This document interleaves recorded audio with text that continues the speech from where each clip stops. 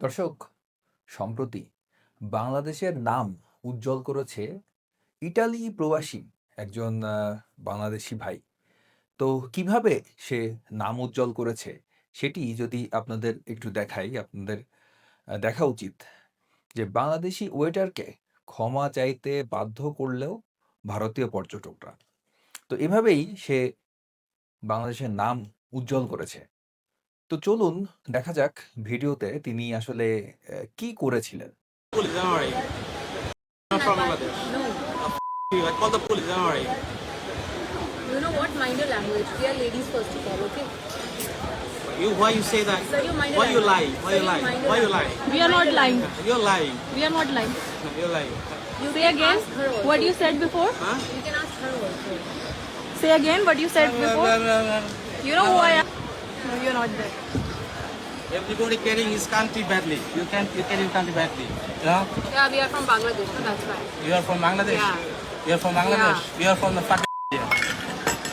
Any? That's not for you. That's how people respect it. Post it on Instagram. She's an influencer. Mr. Hussein from Mr. Hussain Bangladesh. From the India. India. Okay, that's यार इसको पैसे दो और चले यहाँ দেখুন দর্শক, সে কিভাবে বারবার ভারতকে আক্রমণ করছে এবং এই যে এখানে যে নারীরা আছেন তাদেরকে অসম্মান করে কথা বলছে শুধুমাত্র তাদের জাতীয়তা কারণে, তাদের দেশ যে ভারত, এই কারণে তার মনের মধ্যে প্রচণ্ড ভারত বিদ্বেষ। বিশেষ করে আসলে বাংলাদেশিদের একটি বড় সংখ্যক মানুষের আসলে মনে কিন্তু আহ, ভারত বিদ্বেষ, হিন্দু বিদ্বেষ আছে। তো এই কারণে ইনিও তার ব্যতিক্রম নন। তো তিনি ইটালিতে একটি রেস্টুরেন্টে তিনি ওয়েটার হিসেবে কাজ করতেন। আমি জানি না এখনো তার চাকরি আছে কি নেই। তো তিনি যখন ভারতীয় ২ জন পর্যটক, নারী পর্যটক গিয়েছেন সেখানে, তো তাদেরকে তা ভারতকে ইঙ্গিত করে বারবারই তিনি কি ধরনের শব্দ ব্যবহার করছেন আমি সেটি বলতে চাচ্ছি না। আপনারা ভিডিওটি হয়তো শুনতে পাচ্ছেন যে বারবার একইভাবে ভারতকে আক্রমণ করা হচ্ছে। অ্যা মানে যেটা ভার্বাল অ্যাটাক, মৌখিকভাবে তিনি বারবার অশ্লীল, অসভ্য আচরণ, কি ধরনের অসভ্য আচরণ আ করছে তিনি দেখুন। সেই তিনি যেই এলাকায় আছেন ইটালিতে, সেখানে আসলে ভারতীয়দের থেকে বাংলাদেশীদের সংখ্যা বেশি এবং ইটালির অনেকগুলা এরকম স্থান আছে, এরকম শহর আছে, যেখানে ভারতীয়দের থেকে বাংলাদেশীর সংখ্যা বেশি এবং বাংলাদেশীরা আসলে বাংলাদেশী মুসলিম জনগোষ্ঠী বেশি আসলে। সেই জনগোষ্ঠী তারা যতজন আছে তারা একজোট হয়ে থাকে। তিনি কিন্তু এখানে তার অঙ্গভঙ্গি, বাচনভঙ্গি দেখে আমার সেটি মনে হচ্ছে যে তিনি একটি সুযোগ পেয়েছেন এবং সুযোগে তিনি তার মনের যে ক্ষোভ, রাগ, বিদ্বেষ সেটি তিনি উগরে দিচ্ছেন। চলুন আরো দেখা যাক। I can't stand this guy. I'll slap him. उसको बोलना पुलिस को बुलाए तो show it to police. नहीं है. Bangladesh. I never said You that. ask my Bangladesh. No, I never said Because that. you You say you started want like- first. No, you started Don't- first. don't Mr. video. Hussain, you started first. Okay? Starting Be first. respectful. I didn't- You should know how to You respect respect women. the people. You respect the people. You are getting country badly. Because here don't like people of the Indian only You for are like not you. letting us speak only, okay? You see the school over there. No, say it in English. তো এই যে ব্যক্তিটি যখন police আসলো, তখন তার কথাবার্তার ধরন কিন্তু পাল্টে গেল।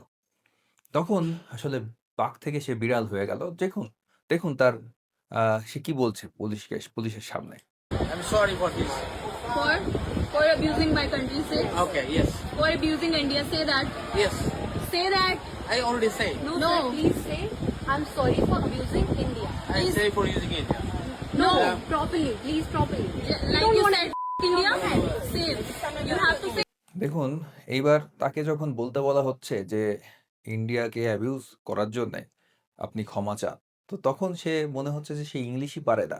সে ইংলিশ কথাই বুঝতে পারছে না। তো এই যে বিভিন্ন টালবাহানা করছে কিন্তু অবশেষে তাকে কিন্তু সরি বা দুঃখিত বলা লেগেছে। দুঃখ প্রকাশ করা লেগেছে। Say that. I'm sorry. You only said that I will call the police.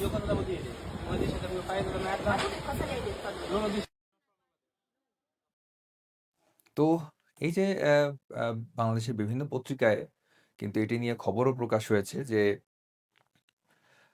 Bangladeshi ওয়েটারকে ক্ষমা চাইতে বাধ্য করল ভারতীয় পর্যটকরা।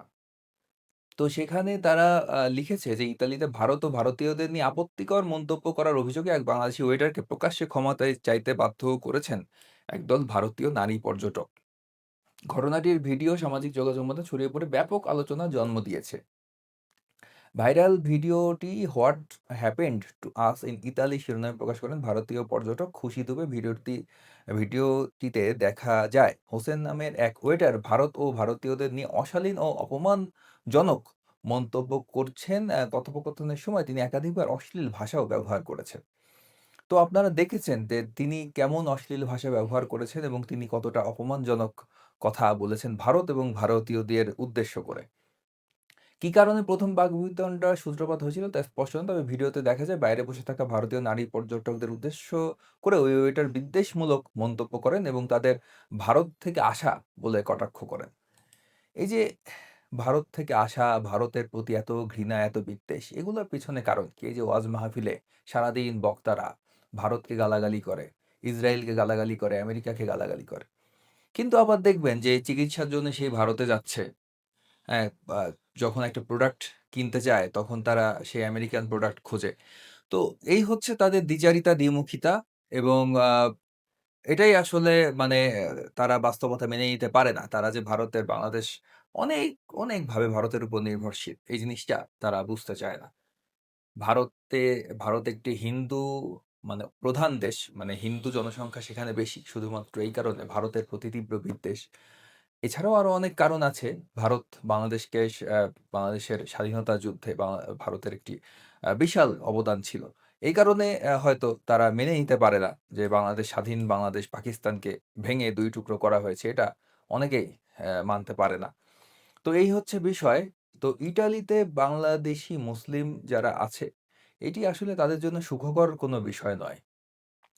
এই ওয়েটার তিনি এখনো সেই রেস্টুরেন্টে আছেন কিনা, কর্মরত আছেন কিনা আমি জানি না। তার চাকরি আছে কিনা আমি জানি না। তবে এই ধরনের আচরণ, এই ধরনের মানে এখন তো আসলে সোশ্যাল মিডিয়ার যুগ। এখন আসলে কোনো কিছু হাইড করে রাখা সম্ভব না। এ ধরনের ঘটনাগুলো যত বেশি সামনে আসতে থাকবে, সেখানকার যে প্রবাসী বাংলাদেশীরা আছে, তাদের উপর চাপ বিভিন্নভাবে চাপ বাড়তে পারে। ইটালির মনফালকোনেতে বাংলাদেশী যে বিশাল একটি কমিউনিটি আছে, সেখানে ইসলামিক কালচারাল সেন্টার নাম দিয়ে সেখানে বিভিন্ন উগ্রবাদী বিষয় হয়তো চর্চা হতো বলে ইটালি সরকারের ধারণা ছিল।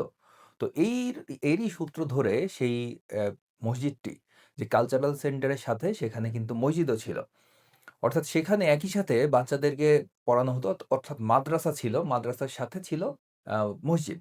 তো মাদ্রাসা এবং মসজিদ উভয়ই বন্ধ করে দেওয়া হয়। তো সেটি নিয়ে একটি প্রতিবেদন প্রকাশ করা হয় ডিডব্লিউতে। চলুন আমরা সেই প্রতিবেদন দেখি এবং সেটির কিছু বিশ্লেষণ আমরা করি। কথা বলি, এখানে কয়েকজন বাংলাদেশি নারী রয়েছেন। আসসালামু আলাইকুম, কি নাম আপনার? আমার নাম সাজিয়া আইরিন। আপনি এই যে ইসলামিক কালচারাল সেন্টার মনফালকোনে, এটা নিয়ে তো খুব আলোচনা হয় এবং আলোচনা, বিতর্ক, সমালোচনা চলছেই, কারণ কি? কারণ হচ্ছে আমাদের এখানের প্রশাসনের যে প্রধান যারা আছে তারা আসলে মুসলিম বিরোধী, এটাই হচ্ছে মেন। মানে মুসলিম বিরোধী কেন হঠাৎ করে হবে? মানে ইটালি তো একটা উদার দেশ হিসেবে পরিচিত। হ্যাঁ জি, কিন্তু এখন আগে ছিল না এটা। এখন হয় আমাদের বাঙালিদের হয়তো কিছু ত্রুটি আছে, আমাদের কিছু, তো এরা এই জিনিসটা কিরকম ত্রুটি আছে বাঙালিদের? যেমন ধরেন আমাদের এখানে প্রচুর বাঙালি একসাথে, মানে এই সেন্টারটার ভিতর জায়গাটা যেহেতু ছোট, তো সেই জন্য আমি একটা বিষয় লক্ষ্য করলাম যখন এই ভিডিওটি দেখছিলাম, তিনি এই ভদ্রমহিলা বারবার বাঙালি বলে পরিচয় দিচ্ছিলেন। তিনি বাংলাদেশি মুসলিম কমিউনিটির সমস্যাকে বাঙালিদের সমস্যা বলে তিনি অ্যাড্রেস করছিলেন বারবার। এটি আসলে কোনোভাবে বাঙালিদের মানে সমস্যা নয়। সকল বাঙালিদের সমস্যা বলে তিনি বারবার এটিকে অভিহিত করার চেষ্টা করছেন। কিন্তু আসলে সকল বাঙালি তো একরকম নয়। তো আসলে সেখানে আসলে কিছু বাংলাদেশি মুসলিমদের কারণেই এই সমস্যাটা হয়েছে। তিনি হয়তো এটি বোঝাতে চাচ্ছেন। এখানে প্রচুর পরিমাণে বাঙালি একত্রিত হয়েছে। হ্যাঁ, কিন্তু এটা খুব একটা ইন্টারেস্টিং একটা প্রশ্ন যে এখানে প্রচুর পরিমাণে বাংলাদেশি একত্র হয়েছে। দর্শক, আমরা যেটা বলছিলাম যে 30,000 এই শহরের বাসিন্দা, তার মধ্যে 8,000-এর মতো বাংলাদেশি বলা হচ্ছে, এবং এটা তো একটা বিশাল সংখ্যা। কিন্তু তারা তো এখানে এসে জাস্ট ঘোরাঘুরি করছে না, তারা তো এখানে কাজ করছে।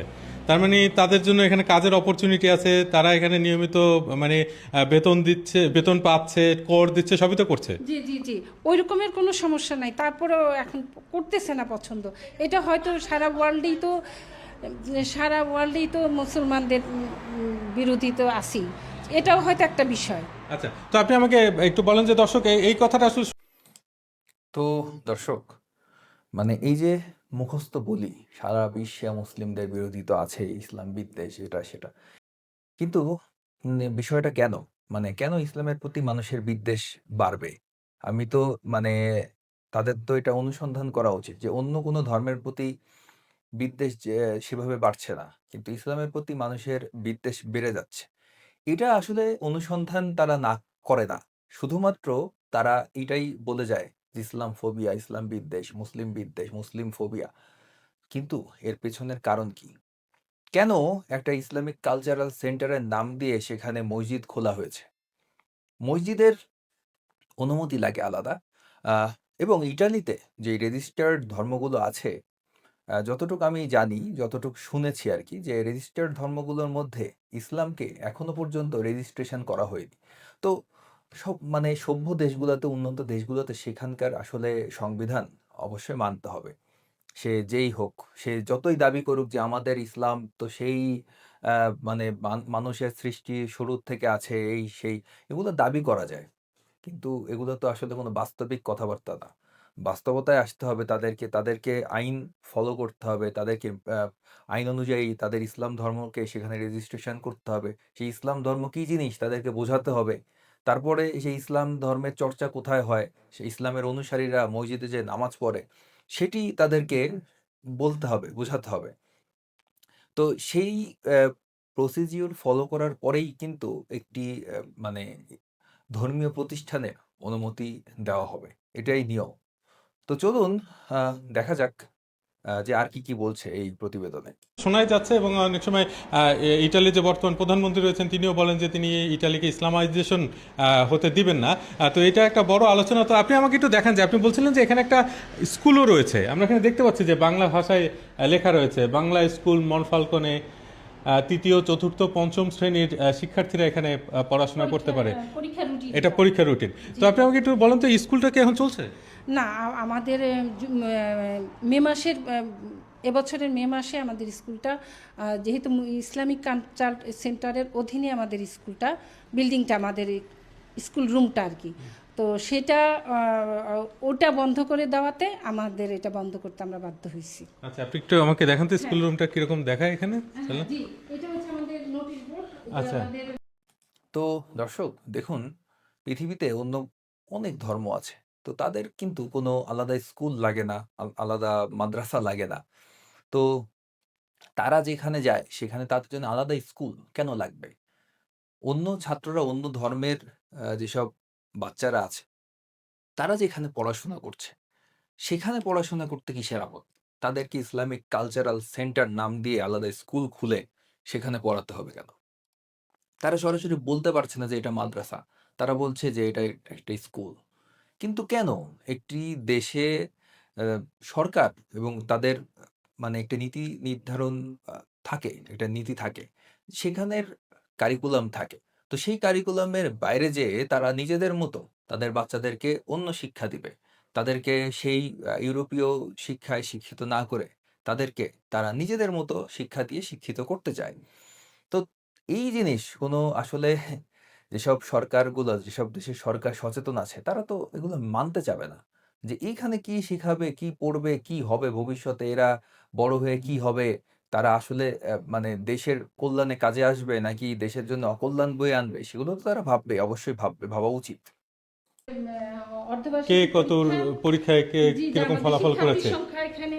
আচ্ছা আচ্ছা, 100-র উপরে শিক্ষার্থী এখানে। তো এখন এরা কেউ আর এই বাংলা মাধ্যমে পড়তে পারছে না, এখন সবটা বন্ধ। আর আমরা মূলত বাংলাদেশের সরকারি কারিকুলামের অধীনে আমরা প্রাথমিক শিক্ষাটা, যে শিশু শ্রেণী থেকে 5ম শ্রেণী পর্যন্ত। আচ্ছা, শোনো, বাংলাদেশী কারিকুলামের অধীনে তিনি ইটালিতে পড়াশোনা করাবেন বাচ্চাদের। মানে তারা আসলে পুরো বাংলাদেশটাকে তারা যেখানে যাবে সেখানে আসলে ওই যে তারা বলে মিনি বাংলাদেশ, মিনি ঢাকা এগুলো তারা তৈরি করার চেষ্টা করে। তো বাংলাদেশের কারিকুলাম বাংলাদেশে চলবে। ইটালির কারিকুলাম বাংলাদেশে চলবে না। বাংলাদেশের কারিকুলাম ইটালিতে চলবে না। এটাই তো নিয়ম, তাই না? তো এই বাংলাদেশের কারিকুলামে তারা শিক্ষিত করবে বাংলা ভাষায় অর্থাৎ বেঙ্গলি মিডিয়ামে তারা বাচ্চাদের পড়াশোনা করাবে। এই বাচ্চাগুলা তাহলে কি মানে ইটালি ভাষা শিখতে পারবে, ইটালি সংস্কৃতি সম্পর্কে জানতে পারবে, ইটালির যে হাজার হাজার বছরের ইতিহাস, ঐতিহ্য এটা সম্পর্কে তারা জানতে পারবে। তো তারা কি মনে করে যে মানে একটা কিছু পড়ালেই হলো? বাচ্চাদেরকে পড়াচ্ছে শুধুমাত্র এটা জাস্ট মানে অ্যানাউন্স করে দিল যে হ্যাঁ, আমাদের বাচ্চারা শিক্ষিত হচ্ছে। এটাই শিক্ষা। এই হচ্ছে পার্থক্য আরকি। আমরা এখানে ক্লাস নিই। এটা কবে থেকে বন্ধ? এটা যে 2025 থেকে মে মাস থেকে শুরু। আচ্ছা হ্যাঁ। আচ্ছা, আপনি আমাকে আর একটু আমাদের দেখান স্কুল শুরু হয়েছে এই নিয়ে 9 বছর পড়ছে। এই 2017 থেকে। 17 জি এই হচ্ছে আমাদের শ্রেণী কক্ষ। এখানে আমরা হ্যাঁ তো এরকম এখন যে ছেলে মেয়েদের স্কুলে বন্ধ হয়ে আছে, তারা ক্লাস করতে পারছে না, এর ফলে সমস্যা হচ্ছে না? হ্যাঁ আমাদের বাচ্চাদের তো বাচ্চারা মানেই হচ্ছে গিয়ে পড়াশোনা করবে, চর্চা নাই এখন হয়তো অনেকখানি পিছিয়ে যাবে ওরা। আচ্ছা আচ্ছা, তো এখন এটা আবার কবে নাগাদ চালু করতে পারে এরকম কোনো সুযোগ রয়েছে? না সেটা বলা যাচ্ছে না, কারণ মসজিদ যতদিন ওপেন করতে মানে আমরা করতে না দিবে এই সরকার, ততদিন আমরা বলতে পারতেছি না আমরা স্কুলটা আবার শুরু করতে পারবো। শীঘ্রই ওপেন করতে দেবে এরকম কোনো কথা শোনা যাচ্ছে? না হ্যাঁ একেবারে অনির্দিষ্ট, আমরা জানি না আদৌ সেটা শেষ পর্যন্ত আমরা স্কুল খুলতে পারবো কিনা এটা নিশ্চয়তা নাই। তো দর্শক, এই যে কালচারাল সেন্টারটি ছিল, তো সেটির যে সাথে যে মসজিদ, সেটির যে ইমাম, তার সাথে তার সাক্ষাৎকার আমরা শুনি। হ্যালো, কি নাম আপনার? আসসালামু আলাইকুম, আমার নাম মোহাম্মদ মিজানুর রহমান। আচ্ছা, তো আপনি আমাকে একটু বলেন যে এই যে প্রার্থনার স্থান, এই মনফাল্কনের, এটা হচ্ছে ইসলামিক কালচারাল সেন্টার, এই সেন্টার নিয়ে এত বিতর্ক কেন? এখানে বিতর্ক হওয়ার বিভিন্ন কারণ আছে। বিভিন্ন কারণ বলতে এর মধ্যে অনেক রাজনীতিরও ব্যাপার আছে। কারণ দেখা যাচ্ছে যে আমাদের মুসলমানদের সাথে একটা দূরত্ব তৈরি করার জন্য এই জিনিসটা কাজ করতেছে। নামাজের জায়গা বলতে এখানে আসলে আমাদের বাংলাদেশে যেভাবে আমরা মসজিদ করে নামাজের জায়গা করি, ইউরোপের মধ্যে বা ইটালির মধ্যে এটা সম্ভব না। এখানে নিয়ম হলো আপনার যদি কালচারাল সেন্টার করা হয়, চেন্দ্র কালচারাল ইসলামিকও যদি করা হয়, তাহলে সেখানে নামাজ পড়া যায়, বাচ্চাদের শিক্ষা অর্জন করে ধর্মীয় জ্ঞান সহকারে, তার মাতৃভাষার শিক্ষা, যেমন আমাদের এখানে বাংলা ভাষার বাংলা স্কুল, ইংরেজি, অঙ্ক, শুধু আমাদের দেশ নয়, সেনেগাল, মাউরিতান ও আফ্রিকার বিভিন্ন দেশের বাচ্চারা এখানে লেখাপড়া করে। তো সর্বসাকুল্যে এখানে শুধু আমাদের বাংলাদেশ নিয়ে কথা নয়, মুসলমান কমিউনিটি নিয়ে কথা। তো সবাইকে নিয়ে আমরা একসাথে এখানে নামাজ পড়াতে শুরু করে আমরা সমস্ত কাজগুলো এখানে করি। বিবাহ, এমনকি বিবাহ যদি হয়, সে বিবাহের অনুষ্ঠানও এখানে করা যায়। অর্থাৎ সব কিছু একজন মুসলমানের জীবনের সাথে জড়িত যতগুলো কাজ আছে সমস্ত কাজগুলো এখানে করা যায়। আচ্ছা, কিন্তু তাহলে মানে আপনারা আইন মেনে এই ইটালি সরকার যেভাবে বলছে সেভাবে কেন আবেদন করছেন না একটা প্রার্থনালয়ের জন্য? আসলে আমাদের এই জায়গাটা, নামাজের জায়গাটা সম্পূর্ণ আইনের মধ্যেই আছে। মানে আপনাদেরকে কি এখানে নামাজ পড়ার অনুমতি অতীতে দেয়া হয়েছিল? জি জি জি, এখানে 2002 সাল থেকে এখানে নামাজ পড়া হয়। এটা শুধু আজকে না, 2002 সাল থেকে এই জায়গার মধ্যে আমরা নামাজ পড়ি। আচ্ছা, তো এখন আবার সেই নিয়ম তাহলে পরিবর্তন করা হয়েছে? এখন ওই যে একটু আগে আমি বলছি রাজনীতি, কারণ প্রথমে এখানে আপনার মনে করেন প্রথম আমাদেরকে বলা হয়েছে এই জায়গার মধ্যে সিকিউরিটির সমস্যা। যখন আমরা আর্কিটেক্টর এসে যখন দেখালো যে না সমস্ত কিছু ঠিক আছে, বাইর হওয়ার জন্য রাস্তা, বের হওয়ার জন্য, ভিতরে ঢোকার জন্য রাস্তা, এবং ভিতরে যে আমরা নামাজের জায়গা থেকে বাইর হওয়ার জন্য 5টা দরজা আছে, সব কিছু ঠিক আছে, তারপরে বলছে যে না সিকিউরিটির সমস্যা না, এখন বলতেছে ইলিগাল, অর্থাৎ বৈধ না। তো বৈধ না, বৈধভাবে তো আমরা এটা অনুমতি নিয়েছি, নেওয়ার পরে আবার পুনরায় বৈধ করতে, একটা বৈধ জিনিসকে আবার পুনরায় বৈধ করতে হবে। তো এর জন্য মনে করেন এখানে। তো আপনি একজন মুসলমান হিসেবে এই ইটালির মনফাল্কনে শহরে আপনি কত বছর ধরে আছেন? আমি এখানে 2006 2014-র 10 জুন ইতালিতে এসেছি। তো আপনি 10 বছর বেশি সময় ধরে আসছেন, তো একজন মুসলমান হিসাবে মনফালকোনেতে বসবাসের ক্ষেত্রে অন্যান্য ক্ষেত্রে আপনি কি কখনো কোনো বৈষম্যের শিকার হয়েছেন, বা আপনি কি কোনো রকম পরিস্থিতির শিকার হয়েছেন যাতে আপনার কাছে মনে হয়েছে যে এই শহরটাতে থাকা নিরাপদ না, ঝুঁকিপূর্ণ, এরকম কখনো মনে হয়েছে আপনার? না, এই শহরটা কখনো ঝুঁকিপূর্ণ হয় না। এই শহরটা সর্বাবস্থায় একটা ভালো শহর ছিল। আপনি তো দর্শক, এই হচ্ছে অবস্থা যে সেখানে আসলে সরকারের, আমার ধারণা যে সরকার কোনো কিছু একটা সন্দেহ করেছে যে সেখানে কোনো উগ্রবাদের চর্চা হয়, বাচ্চাদের ভেতর উগ্রতা বিদ্বেষ শেখানো হয়। আর এই যেটা আর কি তারা করে থাকে আর কি, সেগুলার চর্চা, সেগুলার সবক দেওয়া হয়। এই ধরনের চিন্তাভাবনা হয়তো সরকার থেকে করেছে এবং তার প্রমাণ অবশ্যই তারা পেয়েছে। তো এই কারণে এই কালচারাল সেন্টারটি, যেটির নাম দিয়ে সেখানে মসজিদ, সেখানে মাদ্রাসা, সেখানে যাবতীয় ইসলামিক কার্যকলাপ, অর্থাৎ শরিয়া ভিত্তিক রাষ্ট্রে যেগুলো চলে, সেগুলো কিন্তু সেখানে চলতো। তো সেখানে প্রায় ৮,০০০ বাংলাদেশি মুসলিম বসবাস করে বলে শোনা যাচ্ছে। তো এই যে মানে তারা এই বিষয়গুলো এখন এগুলা কি ধর্মীয় স্বাধীনতার ভেতরে পড়ে? আপনি তো ইচ্ছা করলেই মানে উগ্রতার চর্চা, অন্য ধর্মের প্রতি বিদ্বেষ মূলক আচরণ, সেগুলো বাচ্চাদের বা অন্য মানুষকে এগুলা শিক্ষা দিতে পারেন না। এগুলো আসলে হয়তো কোনো দেশই এটা মানে ভালো চোখে দেখবে না। এখানকার বাংলাদেশিরা পর্যন্ত বলছে যে এখানকার যারা ইটালি আছেন, ইটালিয়ান যারা আছেন, তাদের তারা তাদের সাথে যথেষ্ট সহানুভূতিশীল, যথেষ্ট কোঅপারেটিভ। কিন্তু তারপরেও কেন এরকম হলো তারা কিছু বুঝতেই পারছে না। তারা যে এতদিন কি চালিয়েছে সেখানে, তারা ভাবছে যে এটা তাদের অধিকার।